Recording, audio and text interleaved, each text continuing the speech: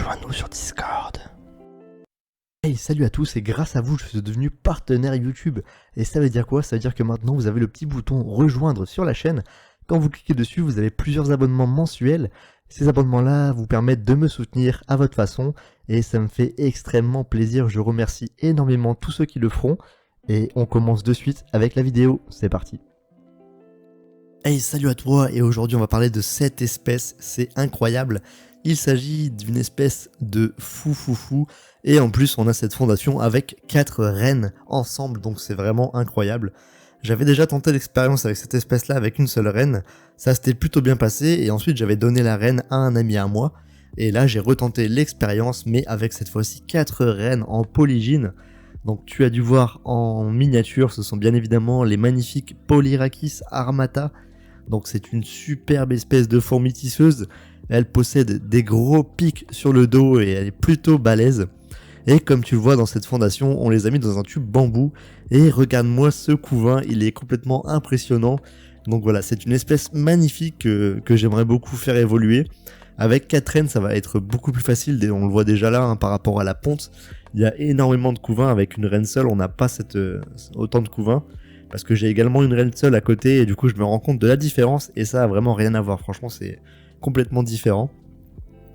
On peut voir que c'est une fourmi qui est quand même assez grosse, assez balèze, et elle est plutôt imposante quand on voit sa morphologie. Elle a des gros pics sur le dos, elle est vraiment stylée, franchement c'est une espèce que j'adore, et si je pouvais en avoir une grosse colonie en cuve, ça serait vraiment magnifique. On peut voir ici donc collé au tube qu'on a beaucoup de couvains, de tout stade. On n'a pas encore de cocon, mais on a par contre des œufs et des belles larves, donc voilà c'est hyper cool, elles ont bien pondu.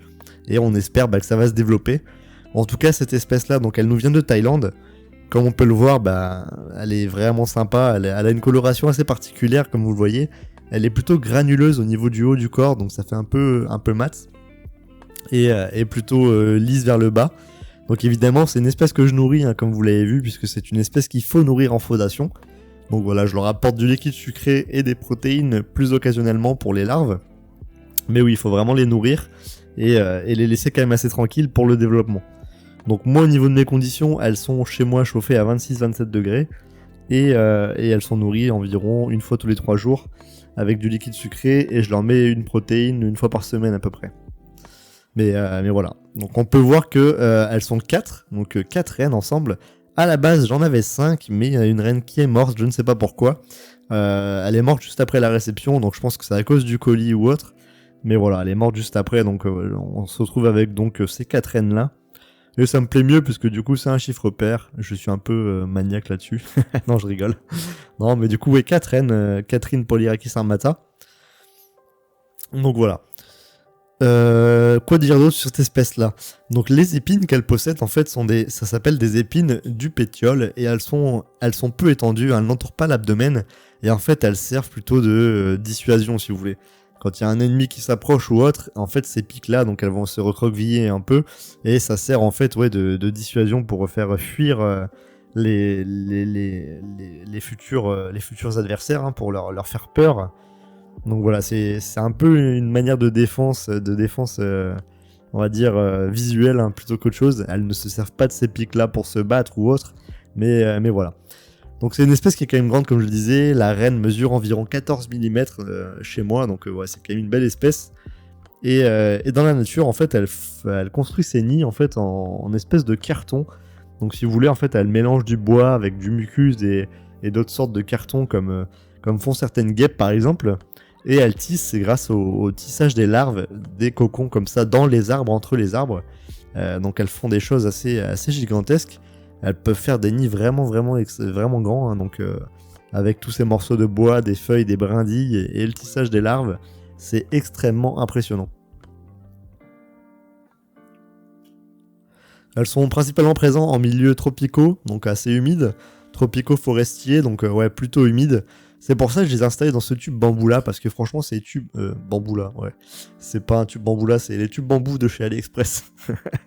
et du coup je les ai installés dans ce tube là, parce qu'en fait ce tube là est vraiment bien pour cette espèce là. J'ai toujours eu de la réussite avec ces tubes bambou, contrairement aux tubes classiques en verre, donc c'est pour ça que je les ai mis là dedans. Et comme on voit, en fait, j'avais pas de ponte du tout. Et après les avoir mis dans ce tube-là, j'ai eu beaucoup de pontes et de couvains. Donc ça me conforte dans l'idée que ce tube bambou est vraiment bien adapté pour cette espèce-là. Si jamais vous en possédez, n'hésitez pas à les mettre dedans. Vous prenez des tubes assez gros, du 25 mm, ça suffit. 20-25 mm. Et vous les mettez là-dedans. Franchement, c'est le top pour la fondation.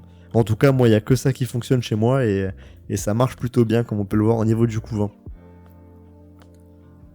Donc cette espèce là, je l'ai reçue il y a environ un mois avant d'avoir tourné la vidéo.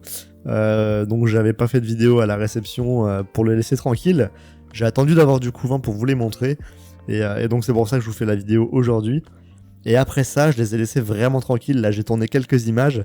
Et ensuite, je les ai laissés tranquilles une semaine sans les toucher, rien du tout. Histoire de voir s'il y avait une évolution.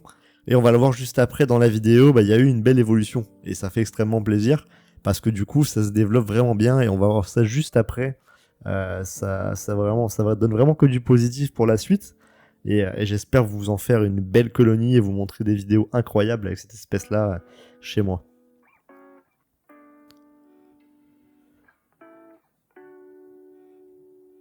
Comme on peut le voir, elles ont un corps plutôt agressif, mais leur tête est plutôt mignonne, un peu ronde et vraiment pas du tout agressive, je trouve. Ça contraste vraiment avec le reste du corps qui est plutôt épineux et agressif. Donc c'est assez particulier, ça fait assez bizarre de voir ça. Donc ici, c'est les images que j'ai tournées une semaine après, donc je les ai laissées vraiment tranquilles et je les ai mis sur le tapis chauffant. Et ici, je vais vous montrer un peu l'évolution en une semaine, parce que les larves étaient déjà à un beau stade, donc je me suis dit que normalement, il devait y avoir autre chose. Et effectivement, quand j'ai ouvert le tube, on voit qu'au niveau du couvain, ça a pas mal évolué.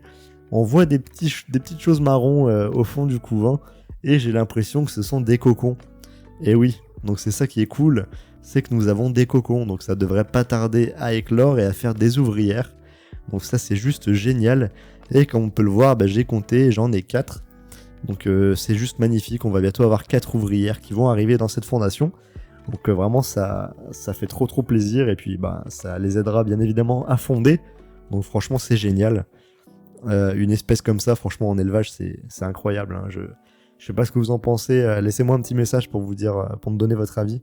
Mais une espèce comme ça c'est juste dingue, franchement moi je les adore et j'espère vraiment les faire évoluer parce que c'est une espèce de dingue.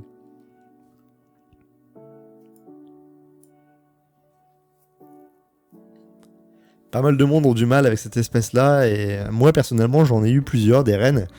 Et à chaque fois, j'ai quand même bien réussi à les faire fonder. Alors, je ne sais pas si c'est un coup de chance ou autre, mais en tout cas, pour l'instant, je m'en sors plutôt bien chez elles. Donc, ça fait super plaisir. J'espère que ça va continuer comme ça. J'ai l'impression qu'en fait, les éleveurs, on a tous le coup de main avec une certaine espèce. Il y en a d'autres avec lesquels je n'arrive pas du tout. Par exemple, les Bogonomyrmex, impossible de les faire fonder. J'ai 2 reines actuellement qui galèrent. Et certaines espèces plus compliquées comme celle-ci, les Polyrachis armata, par exemple, j'ai pas du tout de mal. Et elles évoluent plutôt bien. Et pareil pour mes Eucophylla. Je vous avais fait une vidéo récemment sur elles et elles évoluent extrêmement bien. On devra d'ailleurs leur mettre un setup bientôt, hein, parce que là la boîte commence à être bien remplie. Bon bref, on s'éloigne un peu, mais on verra ça sur une autre vidéo. Mais tout ça pour dire que ouais, en fait j'ai l'impression qu'on a tous nos facilités et que certaines espèces sont plus faciles pour certains que d'autres, etc. C'est assez inexplicable, hein, sachant que si on a les conditions, normalement ça devrait fonctionner. Mais voilà, je ne sais pas comment l'expliquer, mais c'est vrai que j'ai remarqué ça chez pas mal de monde et voilà, c'est assez particulier. Comme vous l'avez remarqué, du coup, elle se loge dans le milieu du tube. Donc c'est la partie qui est au milieu, donc elle est un peu moins humide qu'à l'extrémité, mais elle est pas sèche non plus. Donc avec ça, je remarque qu'elles ont besoin d'une bonne humidité quand même, mais pas non plus trop élevée. Et là où elles sont disposées, elles sont en dessous du chauffage. Donc celui-ci qui est à 26-27. Hein. Donc j'en déduis que la température est plutôt bonne et que l'humidité, il leur faut quelque chose d'humide, mais pas non plus saturé. Je dirais quelque chose comme 70% à peu près. Ça devrait être pas mal pour elles. Quand on voit leur positionnement dans le tube, c'est à peu près ça que je vois. Alors là, je sais pas du tout ce qu'elle fait. Elle essaye de gratter le sol ou je ne sais pas trop. J'ai pas trop compris son but, mais... Et ici, on va voir un peu plus près les cocons. On voit ici que Madame la Reine bouge au niveau de sa langue, je ne sais pas ce qu'elle fait, mais en tout cas elle protège bien les cocons. Et ici elle va se mettre dans une position hyper particulière, j'ai d'ailleurs cru à un moment donné qu'elle allait pondre, et je crois qu'elle a pondu, mais je ne suis pas resté assez longtemps à la filmer pour l'observer, parce qu'elle a vraiment recroquevillé son gastre vers l'avant, et j'ai vu quelque chose bouger, donc je pense qu'elle est en train de pondre, mais je suis pas resté assez longtemps auprès d'elle pour observer tout ça malheureusement. Encore une fois, regardez-moi ce magnifique dos avec les pics, c'est vraiment juste impressionnant. C'est une espèce de dingue que j'adore, et sa particularité en fait quelque chose d'unique. Je sais pas ce que vous en pensez, mais moi je trouve ça juste génial. Et imaginez une colonie vraiment avec plein d'ouvrières comme ça, c'est juste dingue. C'est celle-ci là, je vous disais, qui est en position un peu de ponte, et je pensais vraiment qu'elle allait pondre, mais je suis pas resté assez longtemps. Ça se trouve, elle a vraiment fait un œuf, hein, mais je suis pas resté longtemps à l'observer. Mais c'est vrai que j'ai vu quelque chose bouger au niveau de son gastre, donc je me dis que ça devait être une phase de ponte. Regardez, ça s'écarte et ça s'ouvre un peu. Donc je pense que c'était ça, mais j'ai pas filmé jusqu'au bout malheureusement. Bon, les cocons, on le voit, hein, ils sont quand même assez clairs, donc ils sont très récents. Donc ils vont pas éclore de suite, mais bon, ça devrait pas tarder. Parce que déjà, l'évolution au niveau larve, de la larve au cocon, ça a été extrêmement rapide. Donc ça devrait aller assez vite, je pense. Je dirais d'ici 2-3 semaines, on devrait avoir les premières ouvrières. Donc voilà, ne vous inquiétez pas, évidemment, je vous donnerai des nouvelles et je vous ferai d'autres vidéos sur cette espèce-là. Parce qu'elle est juste dingue à voir, donc voilà, je vous ferai bien évidemment des vidéos. Sachant que c'est une espèce qui peut fonder des colonies d'environ 10 000 individus, donc ça commence à faire quand même. Hein.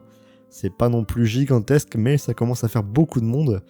Voilà, donc on appréciera ça sur la chaîne en espérant que ça va se faire. Mais comme vous le remarquez, du coup, le développement est quand même assez rapide. Parce qu'en vrai, ouais, entre la ponte et les cocons, je dirais qu'il s'est passé 3 semaines à peu près. Donc c'est quand même extrêmement rapide. Je pense qu'une ouvrière devrait arriver dans les 4-5 semaines à peu près de l'œuf à l'ouvrière. Donc voilà. On les verra très prochainement sur la chaîne. Ça va être tout pour moi. J'espère que vous avez apprécié. Et puis moi, je vous dis à bientôt pour d'autres vidéos sur la chaîne. Salut à tous.